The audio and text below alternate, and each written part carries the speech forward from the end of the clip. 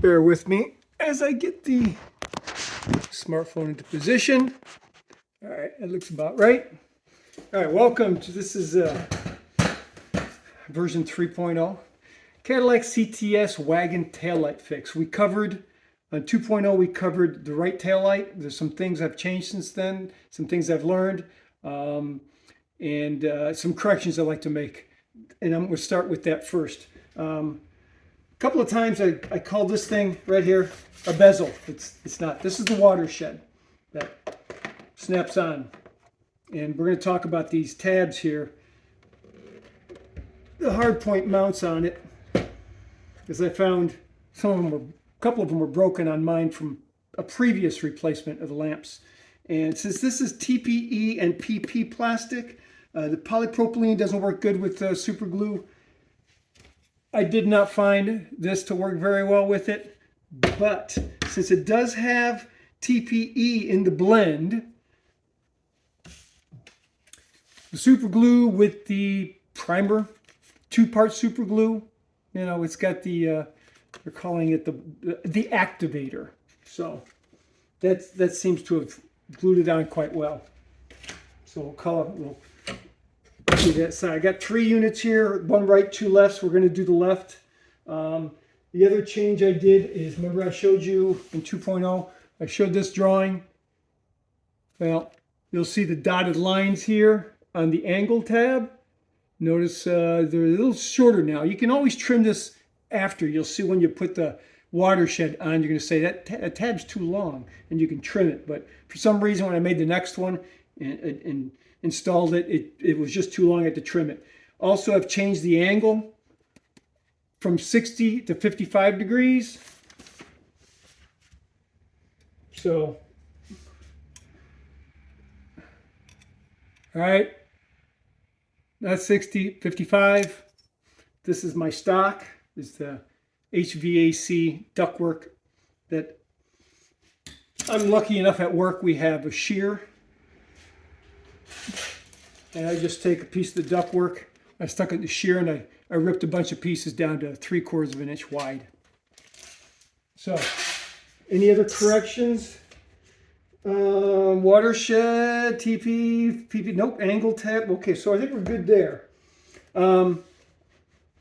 So, what I want to do now is take the camera down and get close in to show this work a little closer up. So I got like several different spots for mounting the camera. Oh, before I do, here, making that angle tab, stick it in the 1/8 of an inch down into a vise. There's a left and a right. Just push it down. Try to get in the camera. Da-da-da. Put some light on it. So that's all there is to that, right? Okay, now let's get this in here and swung over. May have looked upside down for a minute there. Should look right side up now. Now on the previous ones, let's even enlarge it a little bit. Let's zoom in on a little bit. Right there is where our tabs are. Like, sometimes I call them tabs, sometimes I call them brackets. Modification is going to be.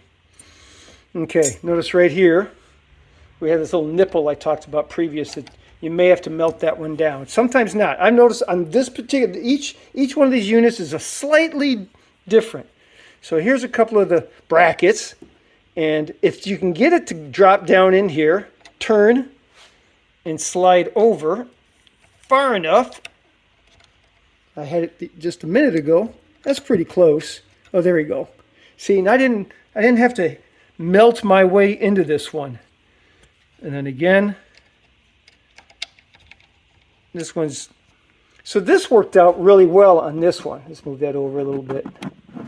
Without having to do any kind of heating to get those 2 pieces to fit in there. Now, raise that back up. On the one we're actually going to install today, well, actually, no, not quite yet. Put this one down below. On this one here, that was the right one. Here's a left one.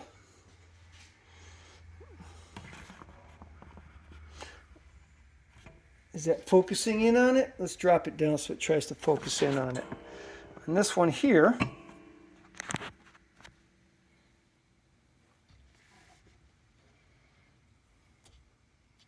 why does it look like it's not focused in on it?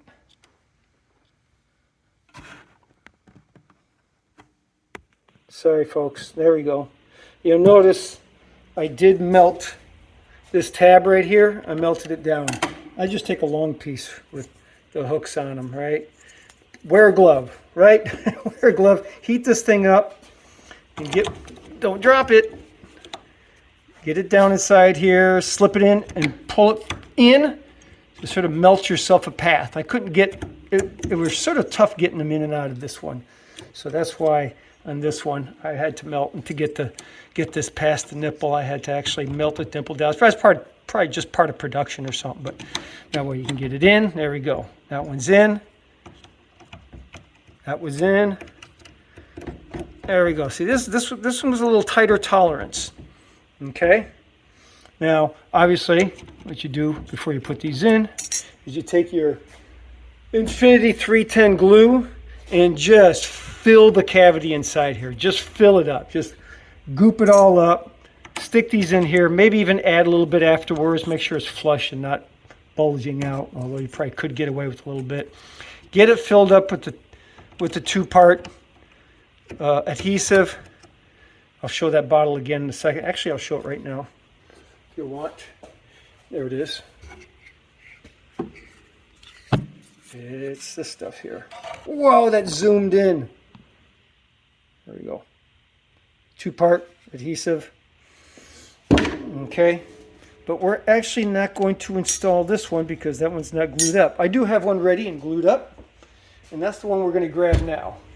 So, without further ado, we're going to take the one I'm installing.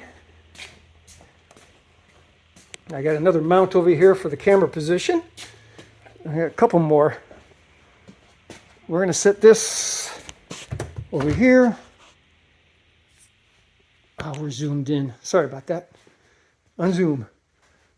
And then we're going to put this in here and go to the next phase of this installation.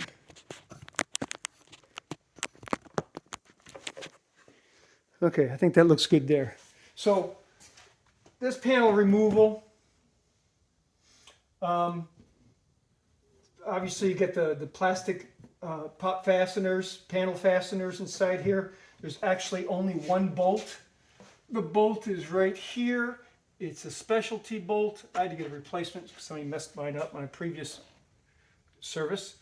And there's one on the other side. It's where the cargo cover hangs. So it mounts onto. So there's just the one bolt. The rest is fasteners, but you do have the upper panel you have to remove. Those are two. That one's not marked, so I don't think factory put one in there. Two of the panel fasteners. There is one bolt that's deep. My recommendation, since it's behind this little tab that says airbag, you pull that out and it's way up inside there. It's probably going to drop down and that might suck. So what I did is I have some really sticky material I use at work, and I put it on the end of the tool, stuck it in there, took the fastener out. I'm trying to remember what size it was. It was probably, that's Phillips and Hex. I think that's what, yeah. So you don't drop it down inside, I guess you could just replace it with something else. So the upper one comes out. This one you can start popping out, but I could not reach. There's 3 anchor points, right? 3 studs that come out of the lamp assembly. You got nuts on the inside. These are a little easier to get to by just popping this out partially, but this third one down here, I just couldn't get to it. I had to take the next step, and it's not that big of a deal. You've got your track for your tie down. There's just 2 bolts. Of course, everything's, you know, it is a 6-point Torx. So 2 bolts, because that holds down the bottom of it, and this corner of it here is being held down by your sill. I'm going to call it a sill plate. By the sill plate. The sill plate is 1, 2, 3, 4, 5, 6 pop-out plastic fasteners, and 1, 2, 3, 4 studs are here. So that means you've got 4 nuts to take out. And then this comes right out. Once you do that, then you can continue with your plastic pry bar spud and pop this thing out. I wouldn't go too far. You've got wires in a few places. There's a light and there's a cigarette lighter there. So that allows you enough to get it out so that you can get to the 3 nuts and peel this thing back. Keeping in mind it hooks, for assembly wise, they probably just hook the bottom into here, drop it down, line it up, drop it down in. And now we're going to move the camera to the next location. One thing I did want to mention is, even though I've got the new one on this side in all the way, at the very top, there's still a little bit of a gap. That the lamp is flush against the body, but there's still a little gap up here. I bought some 1/8 inch thick rubber, silicone rubber. I'm just going to cut wedges and glue them in so it'll make it look like perfect. I did want to mention alignment for holes, as we're going to get to here soon. You don't need to have this, but it's helpful. These are strap duplicators. It's a tab pin on one side, and there's a hole on the other side, so that when you got a blind spot, you're trying to put a piece of material here, and the hole you want to line up is behind. It goes on like that, and then you drill, and you know your hole is going to be exactly where the existing hole is. So there's that. This failed to be on camera last time to show how this works. We'll cover that in a second. I'm just looking at, I've got everything here. We're ready to, well, the pilot hole's already been drilled. So we'll grab this unit and drop it in. Now I'm going to put it in. I'm going to put it in without the watershed. I know I called it a bezel before. And the other mistake I made is I mentioned there's 2 anchor points. There's 3. 1, 2, 3. 1, 2, 3. There's a bracket down here that hooks over the wrap of the bumper. So you wrap it like that. And yes, we're putting it in without the watershed now. Just temporary. So now I can work with it, press it down. My 2 brackets, tabs are here. Push it down, drill my holes, or, well, you'll see what I mean in a minute here. Let's go to the next phase and get this camera moved over to the next location. So here we go, like that. Okay, so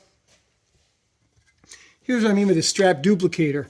Let's say the hole isn't here in this metal bracket, and I don't know exactly where to put it. Now, the watershed has a plastic piece that goes over this, right, that we slice through. I know we didn't cover it on this one, but it was covered on 2.0. So when the watershed's on here, you could just go by where that hole is, but I didn't find that too trusting. So what you can do is you take one of these, if you have them. If not, you got to sort of figure out where you want to put the hole. And you're sort of guessing, but you could probably start with this one first. Anyway, so the tab, the nipple here goes underneath, goes inside the hole, and you pinch it and press it down like that, and that will tell you exactly where that hole is. I'm pretty close, but I can see them a little off. That's why I had to make the hole a little bit bigger. But the bolt does go in for me. I did make a little hole here because it's not right in the center. There's you'll see there's a slot right here. Now I want to be directly perpendicular to that because there's sort of a flat area right here, which is the surface I'm shooting for. And this area right here seemed to be close enough to it, the best spot for it. Let's get this back in. So you press it real down, and here we go. We're actually going to do this now. I'm going to press down as hard as I can. It's right down across the body, and I'm going to match drill.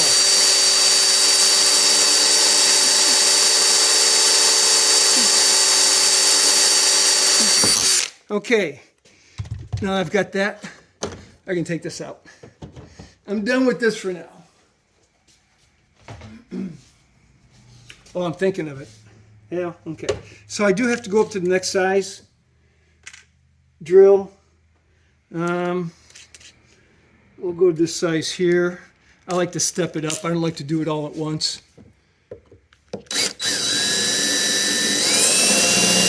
That bit feels really dull. Probably would help would be dipping the tips of the drill bits into some oil. There, that one feels sharp. Okay, now I'm going to use my stepper bit up to position 7. So 1, 2, 3, fourth one down. I'll go up to the 6th and try it. I don't want to go too big for my riv nut.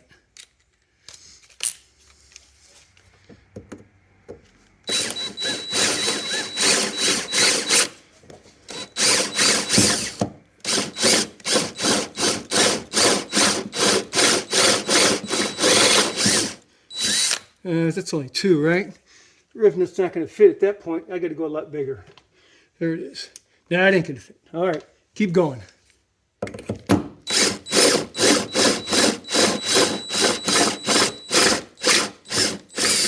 All right, go again. Nope, won't fit. Okay, it's the next step. And there we go. Does it fit now? Yep, it'll fit now. I don't want to put it in because that's not how you do it. So here's one that's pre-mounted on the tool. And what happens is you stick it in the hole and then you go like this. This time it should definitely be in the camera. It's probably not in focus. See what happens?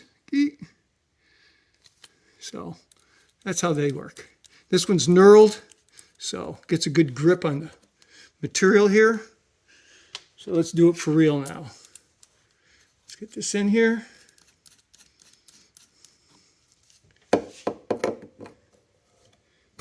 There you go. And squeeze.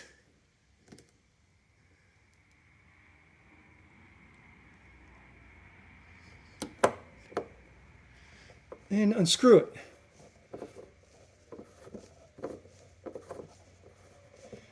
This is the pain in the ass part.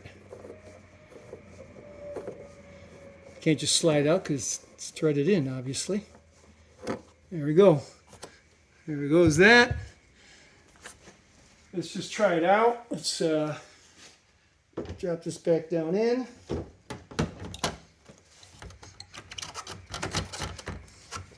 Actually, there is, come on, where are you?